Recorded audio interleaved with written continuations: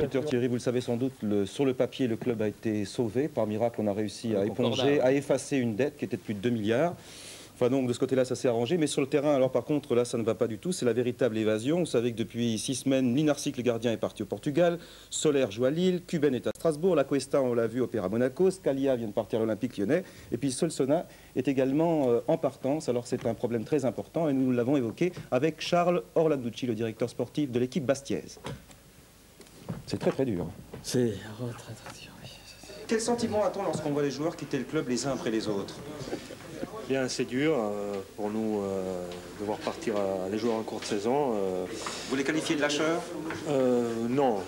Il faut dire que c'est la situation qui a voulu que ça se passe comme ça. Hein. Il a fallu réduire la masse salariale, ils ont très bien compris.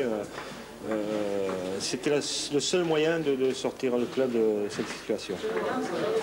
La situation étant celle-ci, 45 minutes avant le coup d'envoi, les Bidars n'ont pas de crampons. Voilà le résultat.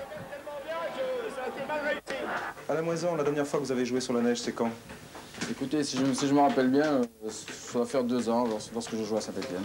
Et l'équipe de Bastia? Il me semble, d'après les renseignements de Charles, que depuis 1978, ils n'avaient pas joué sous la neige.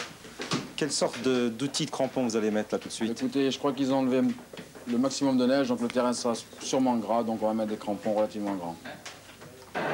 Voilà donc Auxerre-sur-Neige et sur terrain gras, le capitaine Claude Barret. On se retrouve tout seul. Pour le pied gauche de Ferrer, Jalamion sauve. Le gardien Bastier n'a pas eu le temps d'attraper un refroidissement. Et au cas où vous l'auriez oublié, petite neige, 90 minutes sans discontinuer.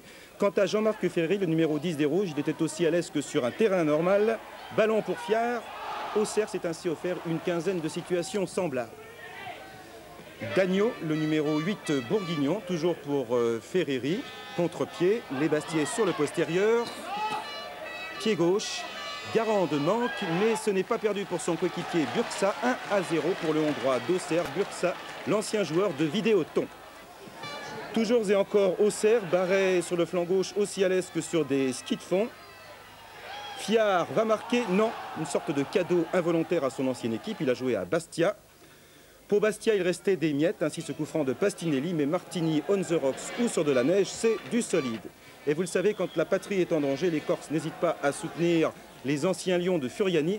Mais sur ce corner ici concédé par Pastinelli, eh bien la tête de mort va s'incliner une deuxième fois, corner de Barret. Et tête de Ferrer, 2-0 pour Auxerre, du travail vite fait et bien fait. Le succès d'Auxerre ne fait plus l'ombre d'un flocon. Et regardez tout de suite cette scène, vous comprendrez tout. Le ballon pour l'entraîneur-joueur Alain Moisan avec un Z. Fury qui fait du surplace, alors que Claude Barret, lui, se régale. Garande va marquer? Non. Ça n'arrange pas les affaires du sympathique Patrice, qui est la cible du public auxerrois. Je préfère encore être sur le terrain malgré les sifflets des gens quand il y en a. C'est des mauvais moments à passer et il faut se mettre au travail pour essayer de les convaincre qu'ils ont tort. Pendant ce temps, toujours 2-0, Martini se réchauffe comme il le peut. Regardez comme la victoire d'Auxerre était méritée. Ici, c'est plus blanc qu'en face. Auxerre maintenant seul 4e, alors que Bastia s'enfonce encore